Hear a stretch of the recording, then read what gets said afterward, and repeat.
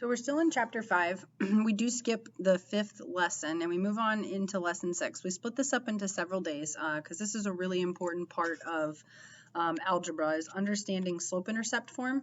So this is day 1 of section 5-6 and it's called slope-intercept form. You'll really appreciate all the memes, probably more today at the end of the lesson if you want to go back and look at this one because it's pretty funny, but there are a lot of funny memes out there about slope-intercept form. So that's how you know it's a big deal in algebra. So first, some vocabulary terms. A linear equation is an equation whose graph is a line. Y-intercept, we know this. This is where a line crosses the y-axis. This is important in slope-intercept form because it contains two pieces of information.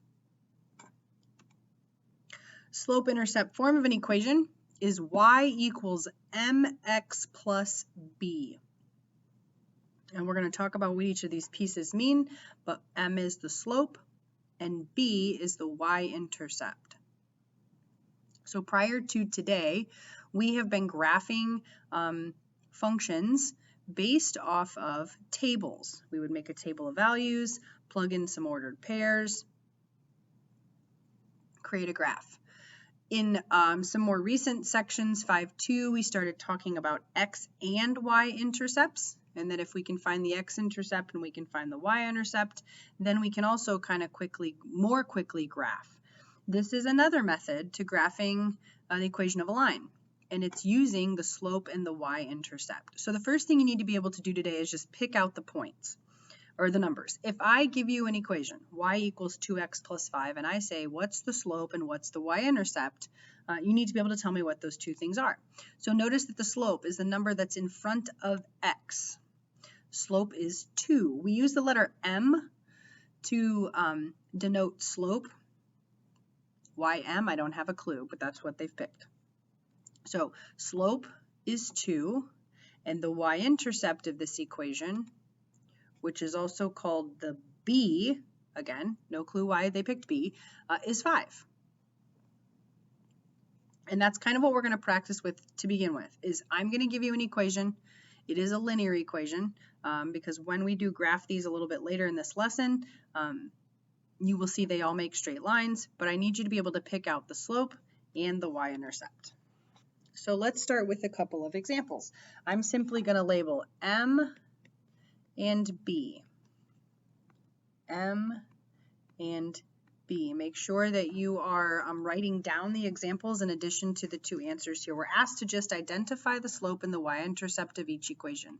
Again, in standard form, or in a slope-intercept form, it's y equals mx plus b. It literally tells you where to pick these numbers from.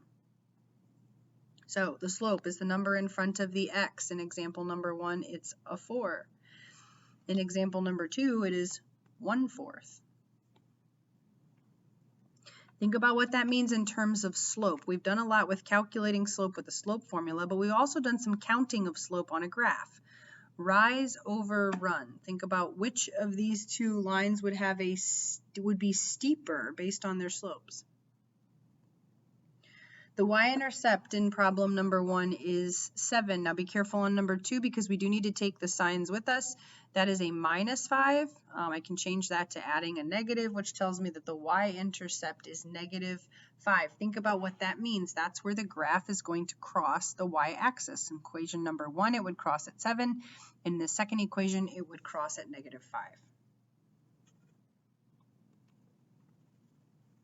If you want, you can pause the video here, see if you can write the slope and the y-intercept for each of these equations correctly. Number 3 is y equals -2/3 x minus 1. So the slope is -2/3. Again, we want to take the sign with it. Remember now, what does that mean? Which direction is that line going to go if it has negative slope? The y-intercept here is -1.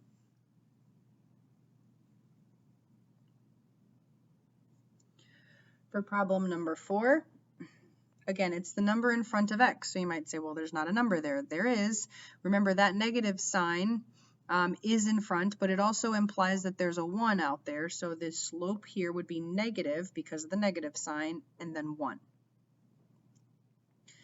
The y-intercept would be 10. Did you get both of these right?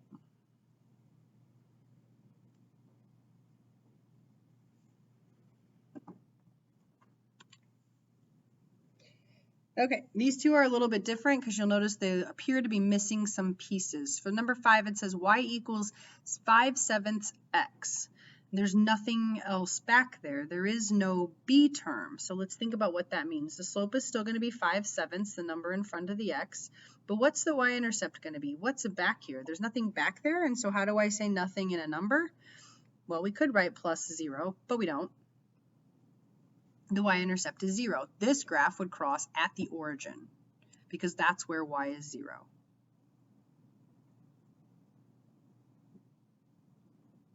And in number 6, we just have y equals -9. There's actually no x term here at all.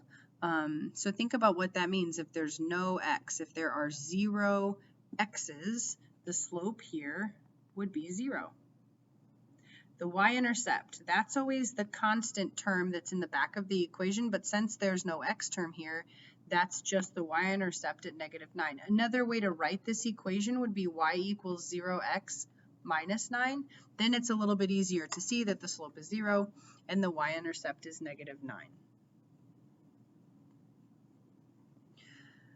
So that's the first part of the lesson, just being able to identify those items. Now you're going to use the graphs that I've given you for the next several examples. The directions here say rewrite each equation into slope-intercept form. So we need it to look like that. State the slope and the y-intercept and then graph. So the first thing we have to do is rewrite this equation so it's in slope-intercept form. So what we need to do is have it look like y equals. We get it to be y equals by moving any term that we see over to the other side. So I'm going to move the -3x by adding 3x to both sides. Bring down the y, bring down the equal sign, and then I have 5 and I have 3x. Notice in slope-intercept form, the x term comes before the y-intercept, or the slope, the slope and the variable come before the y-intercept, so we want to squeeze that 3x up in front of the 5. It's plus 5 because the 5 is positive, but now we have y equals 3x plus 5. This is slope-intercept form. Now it's very easy to state the slope, which is 3, and the y-intercept, which is 5. You'll see as these get a little more complicated that you do need to solve the equation for y first. Oftentimes students will just try to do that in their head and they either forget to divide or they forget a symbol somewhere. Okay, so now how do I graph this? I have the slope and I have the y-intercept. So I do know where the graph crosses the y-axis, and I also know the slope of the line. So let's talk about how that's going to help us. We're always going to start with the y-intercept. So we're going to go over to the y-axis and we're going to plot a point at 5. Please do that now. I know my line goes through this. The question is, which way does my line go? How do I know what the steepness is of the line? Well, I know that by the slope. The slope is 3. I like to write slope like a fraction, improper, not a mixed number, and not a decimal. Those of you who have been doing that, you will see now why it's important to just keep it as a fraction or improper fraction. Remember, 3 is the rise and 1 is the run. What does that mean? That means for every 3 I go up, I'm going to go over 1. I'm going to go up 3 and over 1. When we plot these lines, they do need to go all the way across the graph in both directions. So you need to do this several times until basically you run out of room. This line has positive slope. That 3 is positive. I know my line is going to go in this direction versus the other direction. So that's how you kind of know which way do I go. I go up, do I go down, do I go left, do I go right? I like to go up first, so I'm going to go up 3, and because the line has positive slope, I need to go to the right 1. I would go up 3 again, but you'll notice I run out of room here on this graph. I guess I could just make a dot right above the 10. So I'm going to go up 3, and I'm going to go over 1. but I shared I needed to go all the way through the graph. So now I need to go down back to the 5 at the y-intercept and go in the other direction. Now I'm going to go down 3, and this time I need to go left because I need to have it continue to make a straight line. I'm going to go down 3 again and left, and I'm going to continue this down 3 over 1 until I've gone all the way across the graph. If you've done it correctly, your points should line up in a straight line. Now we just connect the dots. Arrows on both ends, and now we have graphed the equation negative 3x plus y equals 5. Slope-intercept form was y equals 3x plus 5. So the rest of the examples today are going to be like this. First we rearrange the equation, then we pick out the slope and the y-intercept, and then we graph it. Number 8, we have 2x plus y equals negative 3. So I need to get the y by itself, and I do that by subtracting 2x from both sides. Bring down the y, bring down the equal sign. These are not like terms, and we want the x term to come first. So we have y equals negative 2x minus 3. When I write the slope, it's the number in front of the x. The y-intercept is the constant in the back. Remember to take the signs with you. Starting at the y-intercept, I'll write this several times so that we remember. We go down to negative 3. The y-intercept is negative 3. This graph is going to cross the y-axis at negative 3. Now we're going to use the slope to find all the next series of points. Again, slope is a whole number. I like to write it like a fraction so I can see that I'm going up 2 and over 1. In the case when slope is a whole number, remember we write whole numbers as fractions by placing them over 1. So from my point that's on the graph, I'm going to go up 2, but this time I need to go to the left 1. Why do I need to go left 1 instead of right 1? Well, this line has negative slope, which means it goes in the other direction. I'm going to go up 2 again, over 1, up 2 over 1, and I'm going to continue this pattern until I run out of room. And now I'm going to go the other direction. I'm going to go back to my y-intercept. I'm going to go down 2 and to the right 1. And now I've gone completely across the graph. And we're going to put arrows on the ends of our line. So there we go. This is actually a much faster way to graph than trying to make a table of values, right? Trying to plug in -2, -1, 0, 1, and 2, trying to plug all those numbers in to create the graph. When we know the slope and the y-intercept, it makes it very quick. Number 9, 4x minus y equals -3. So again, I need to move that x term to the other side. It's a positive 4x, so I'm going to subtract it. Pay attention here, you have a negative sign in front of the y. You got to bring that negative down.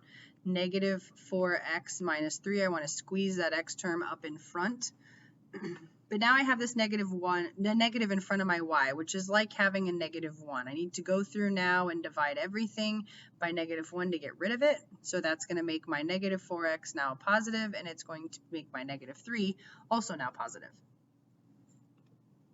Slope here is 4, and the y-intercept is 3. Again, slope is a whole number, so I'm going to write it like a fraction so I can see that I'm rising 4 and running 1.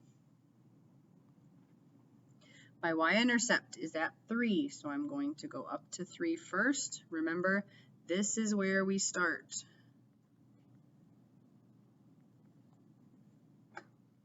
And now my slope, I'm going to go up 4 and over 1. So from this point, up 1, 2, 3, 4 over 1, up 1, 2, 3, 4 over 1. I kind of run out of room again, but that's okay. I know about where the 11th row of dots would be. And now I'm going to go back to 3, and I'm going to go in the other direction. I'm going to go down 4, 1, 2, 3, 4, and over 1, down, over 1. If you miscount, I want to show you what it will look like. If let's say I accidentally go down 4 and over 2. You can see how it looked straight, and then once we get to about here, then it kind of starts to curve. So you can tell oftentimes visually if you haven't counted correctly, if one of your points seems to be out of place. So here's a line that has a y-intercept of 3 and a slope of 4. I think we have a couple more examples. Negative 4x minus 2y equals 8. This is the first one where we actually see a coefficient in front of the y.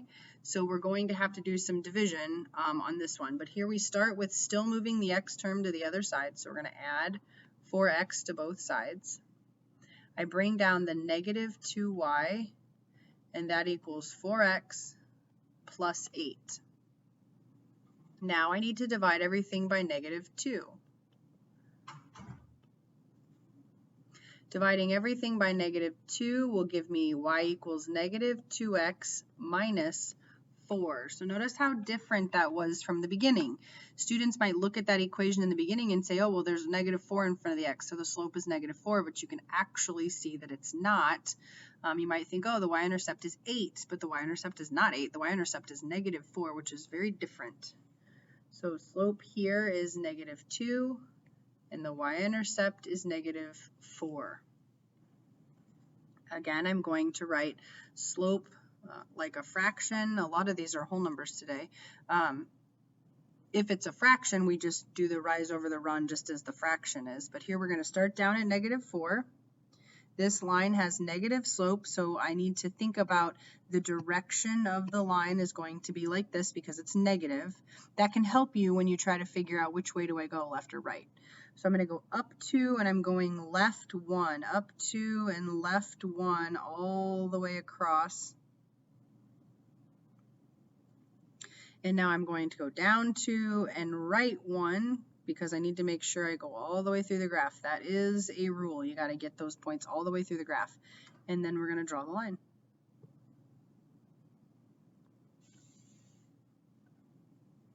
I don't always give these equations to you kind of mixed up like this. Sometimes you get them and they already are in slope-intercept form. So you just can pluck out the slope, pluck out the y-intercept, and graph.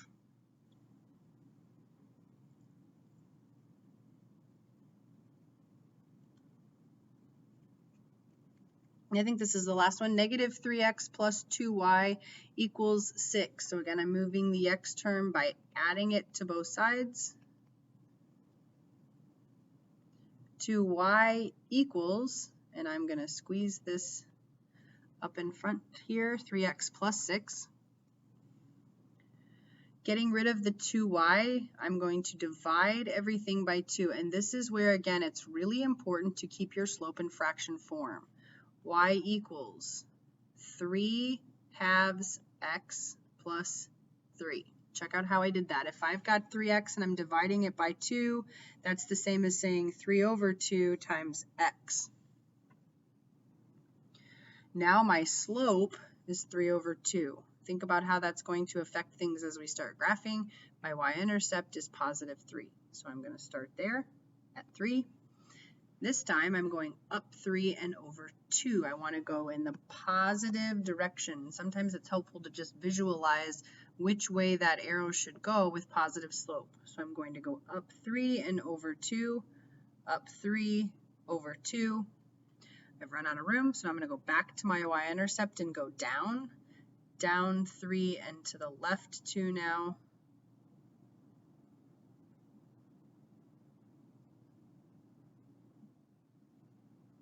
And there we go, my points all line up.